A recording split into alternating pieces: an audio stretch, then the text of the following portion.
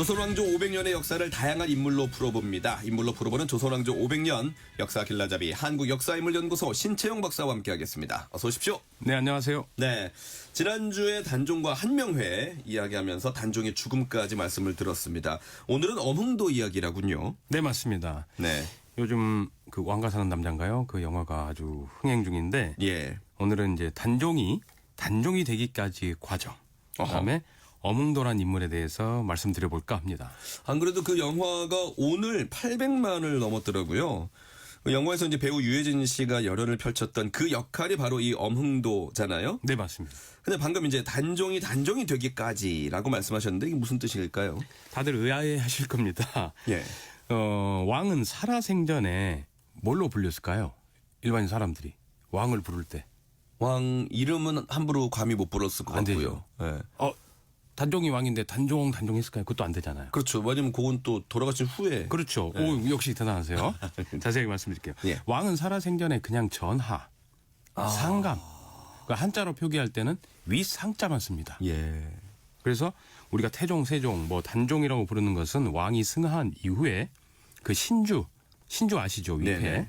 그게 종묘에 모셔질 때 붙여지는 이름이에요. 예. 이것을 바로 우리가 묘호라고 합니다. 네. 우리가 종묘할 때 그 사당 묘자죠. 자, 그런데 단종은 약 3년 동안 왕위에 있으면서 당연히 단종도 단종으로 불리진 못했겠죠. 그죠? 예. 역시 전하, 상감 등으로만 불렸습니다. 네. 그리고 승하 후에 이제 단종으로 불렸던 거 아닙니까? 그건 아닙니다. 우리 혹시 영화 보셨으면 알겠지만 그 유배 가서 막 이렇게 갑자기 죽잖아요. 네. 17살이라는 어린 나이에. 게다가 단종은 억울하게 왕위를 빼앗긴 채 왕의 지위에서 강등됩니다. 그렇죠. 물론 잠깐 상왕으로 모셔집니다만은 바로 강등돼요. 일반 왕자로. 그 왕자의 명칭이 바로 노상군입니다. 그러면서 영월로 유배를 가게 되었죠. 그래서 정확히 표현하면 단종은 당시 왕으로서 죽은 게 아닌 일개 종친 왕자의 지위 상태에서 죽은 거예요. 그래서 단종의 왕대를 기록한 실록이 있죠. 예. 당시에는 단종실록이 아닙니다. 네. 바로 노산군 일기예요. 아. 연산군도 마찬가지로 연산군 일기입니다. 연산군은 근데 끝내 묘호를 받지 못했죠. 그렇죠. 그래서 연산군 일기는 그대로 지금까지도 연산군 일기인데 네. 우리 단종실록은 처음에 노산군 일기였다가 숙종 때 단종으로 되면서 이제 단종실록으로 이름이 바뀌는 겁니다. 그럼 언제 단종이라는 묘호가 생겼죠? 일단 그 과정이 되게 오래 걸려요. 약 241년 걸립니다. 와. 먼저 노산군은 노산 대군으로 올려집니다. 당시 중종 때입니다. 연산군을 몰아낸 왕 중종 때 우승지였던 신상이라는 사람하고 당시 살인파의 거장 김한국이라는 사람들이 이런 주장을 합니다. 노산군이 아니라 노산 대군으로 높여야 된다. 왜? 왕의 적장자였기 때문에 예. 일단 대군으로 올려야 됩니다. 이 말이에요. 이후 선조 때 세월이 지나서 강원도 관찰사를 지냈던 송광정철이라는 인물 예. 잘 아실 겁니다. 이 사람이 이제 노산군의 묘를 잘 수리하고 성물을 세워야 된다. 영월에 있는 걸. 왜? 이 사람 원래 왕이었으니까. 그래서 이렇게 시간이 오래 걸려요. 그러다가 아시죠? 장희빈의 남자 하면 누가 떠오릅니다. 장희빈 하면 왕. 숙종. 그렇죠. 예. 예, 숙종 때인 1681년에 바로 노산 대군으로 드디어 높아져요. 예. 그다음에 숙종은 또 이를 기념하기 위해서 자기의 비서실장이라고 할 수 있는 승지를 영월로 보내가지고 그 묘에 제사를 지내줍니다. 그러다가 1698년 11월 6일에 드디어 노산군의 묘호가 정해지는데 예. 그것이 바로 단종입니다. 예. 이때 숙종 때예요. 당시 그래서 원래 단종의 부인이었던 왕비도 이제 정순왕으로 높여져 가지고 두 사람의 신주가 드디어 종묘에 모셔지게 됩니다. 예. 단종 사후 약 241년 만입니다. 네. 그리고 당연히 이제 왕릉이 됐을 것이고요. 참 오랜 시간이 지났는데 자, 그 과정에서 단종의 시신을 수습해 장사를 지냈다고 하는 엄흥도라는 인물. 이제 실제 역사 인물이잖아요. 맞습니다. 예. 엄흥도는 중종실록부터 등장합니다. 아까 말씀드렸던 우승지 신상이 영월에 가서 단종의 묘에 제사를 지내고 옵니다. 그 이후에 이제 왕에게 보고하는 말에 바로 엄흥도가 나와요. 예. 그 내용이 뭐냐? 단종이 죽었을 때 영월의 온 마을이 뒤숭숭했는데 왜? 유배온 왕이 죽었기 때문에 자기들도 피해를 입을까 봐 뒤숭숭하죠. 네. 근데 고을의 아전이었던 엄흥도라는 사람이 단종의 시신이 있는 곳에 와서 우리가 요즘 말로 하면 그 빈소에 가서 곡을 하고, 물론 빈소도 없었겠습니다만은 곡을 하고 관을 갖추어서 장사를 지냈는데 예. 그 고을, 즉 영월 군민들은 지금도 그것을 애달프게 생각한다라고 왕에게 보고를 해요. 근데 어몽도가 얼마나 참 충신이었냐면은 당시 어몽도가 준비하였던 관은 원래 자신의 어머니를 위해서 마련해 놓았던 옷을 칠한 관이었어요. 이 사실은 정조, 조선 후기 왕이죠. 정조가 기록한 어몽도의 생애에 직접 나오는 말입니다. 예. 아니 근데 사실 그 삼촌이었던 세조에 의해서 어떻게 보면 죽임을 당한 사람인데 그렇죠. 아주 서슬퍼런한 권력 아래서 그 단종의 시신을 수습했다는 것 자체가 네네. 굉장히 무서운 일이었을 것 같아요. 목숨 걸고 하는 거죠. 아, 실제로 자기는 뭐 옳은 일을 하는데 두렵지 않고 뭐 옳은 일을 하다가 죽는 걸 두렵지 않다라고 어몽도가 그렇게 언급했다는 기록도 있습니다. 굉장한 충신 아닙니까 그러면? 맞습니다. 우리가 세종대왕 이후로 이제 문종, 단종, 적장자 계승이라는 원칙에 지켜져서 왕이 된 사람들이에요. 네. 그런데 삼촌인 그 수양대군이 강제로 빼앗아 버리고 그렇죠. 유배 보내고 죽였잖아요. 게다가 이제 그 자체가 이제 유교 이념에서는 받아들일 수 없는 겁니다. 이제 백성들도 저 어린 임금이 당연히 우리의 왕인데 아하. 저 못된 삼촌이 나타나 가지고 어린 국왕을 불쌍하게 잔인하게 죽였잖아요. 그래서 이 어몽도라는 사람 참 대단한 인물인데 이런 훌륭한 일을 했기 때문에 이제 조선 정부에서도 이 사람을 충신으로 이미 죽었지만 예. 높여줘야 한다는 주장이 나오기 시작합니다. 후대예요. 당연하죠. 네. 왜 후대에 나올 수밖에 없냐면은 수양대군 그 한명회 같은 사람이죠. 수양대군을 왕으로 만든 공신들이 집권하는 시기가 약 100년 정도 갑니다. 우와. 게다가 이 수양대군 이후의 조선 왕들은 다 수양대군의 후손들이에요. 그렇겠네요. 그렇기 때문에 자기의 할아버지의 왕이 했던 일을 부정하기가 쉽지가 않습니다. 네. 역사 바로 세우기가 그렇게 오래 걸리는 겁니다. 그래서 이러한 주장, 어몽도를 충신으로 인정해야 된다는 주장이 언제 나오느냐? 예. 바로 숙종의 아버지 현종 10년인 1669년에 처음 나옵니다. 네. 이 주장을 했던 사람이 바로 우암 송시열입니다. 아하. 그 유명한. 그래서 우암 송시열은 이 어몽도가 단종의 시신을 거두었던 충신이었기 때문에 어몽도 후손들에게 일정한 예우를 해줄 것을 주장해요.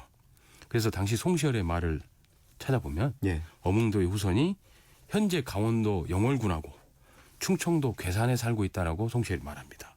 그래서 이들을 찾아내 가지고 어느 정도 정부의 관리로 등용해줘야 한다라고 송시열이 주장을 해요. 당연히 이 송시열의 주장을 국왕 현종은 받아들여 가지고 어몽도의 후손을 찾아내서 등용하라고 명합니다.